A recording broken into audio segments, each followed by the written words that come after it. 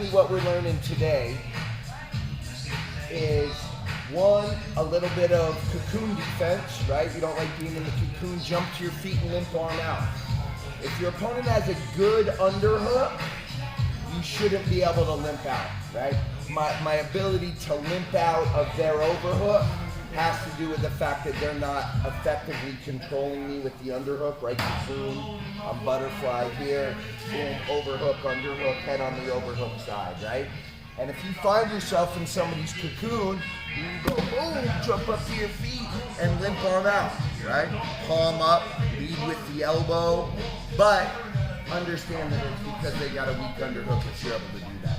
So when I'm transitioning from lockdown to cocoon using the super stomp, my pimp arm immediately becomes the underhook. Does that make sense to anybody? Some of you guys who've been here a little bit.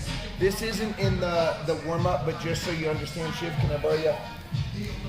So if Shiv's in my lockdown, sort of some extras, right? Maybe you don't get the best version of me. Maybe you get an over-caffeinated, talks too much version of me. So he's here, he's got head and arm, right? If I can't get an underhook, here I'm trying to rip down, I can't get an underhook, I gotta go to cocoon.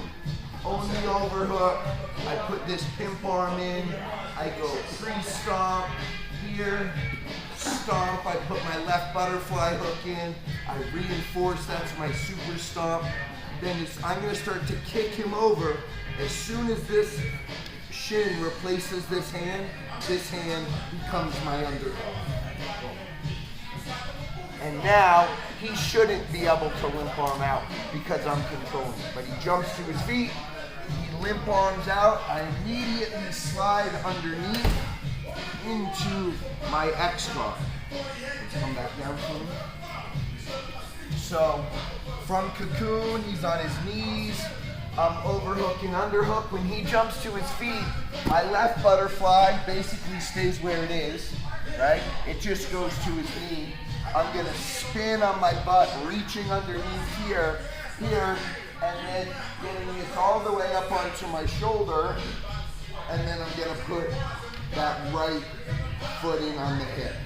So here's supine butterflies. I'm swimming underneath, I'm pulling myself here, and then I'm putting my butterfly hook. Notice that I sort of have a lotus style position, right? My knees are flared, I got a hook in at the knee and a hook in at the hip, and I'm up here. This is no good, right? This isn't gonna cut it. Maybe, I wanna be here and grab my own head. I want it up on my shoulder, right? That leg is trapped up on the shoulder. And then from here, we're gonna go stretch, because right now I don't have control of this knee, and I could probably still sweep him, but I want to encourage us to learn to get control of the ankle and X. So I'm gonna stretch him wider than he wants, which for Shiv is full splits, so maybe it doesn't work, but I stretch him out. When he goes to readjust, I'm pulling him all the way back in so that I can catch that ankle. And now I'm gonna back sweep. I'm kicking with this right leg. As I sweep, my left knee is gonna pin his right hip. My left knee is gonna meet my right heel.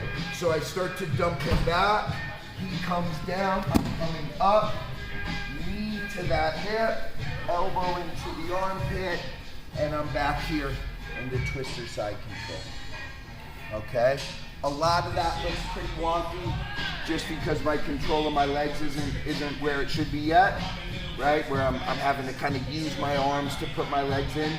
But maybe your hip flexors are naturally weak and you got to use your arms to place your legs in those butterfly positions. With some dexterity, start going to Michelle's classes, that stuff will start to come up. Excuse me, and we'll be able to make that transition. You want to see it once? Yeah. Briscoe, can I borrow you? So, I'm here in cocoon. This is where we start. Briscoe's on both knees. I got my overhook and my underhook. Briscoe says, I don't like this. He jumps up. I'm pulling him over me and me underneath him. And then I'm putting in my extra. This one basically just stays where it is, ready? If he jumped to his feet and I didn't do anything, we'd be here. So I'm going long underneath, and then I'm putting my hook. And in the warm-up, it just says sweep from here, right? I would just kick him back, right? But to make that a little better and to get into the habit of off balance and using my X guard, I'm gonna go push, pull, catch, right? I couldn't reach that, it was too far away to start, can't reach it. So I push it way far, he doesn't like it, we bring it all the way back into where I can grab it. Now I'm kicking him with this right leg. I'm using that momentum of the sweep to come all the way up, and then I'm doing what we call back that ass up. I'm trying to get my butt up in his armpits and my elbow in his armpits. Shiv was doing it, he was training, he wasn't trying to let me do it inside of his fight close, and okay, close, and he let his elbows go. If the guy's really fighting you, that's going to be a battle. He's going to be trying to frame and push off, and you're going to be trying to run your butt up in his armpit and run your elbow up in his armpit. You want him here, he wants to be here. So that's one of the battles here. Questions on what we're doing? Cocoon, he jumps up, horse stance, limp arm out. We swim underneath, push, pull, catch, kick, twister pass to twister side control off the back. Questions on it? Let's run it. 1, 2.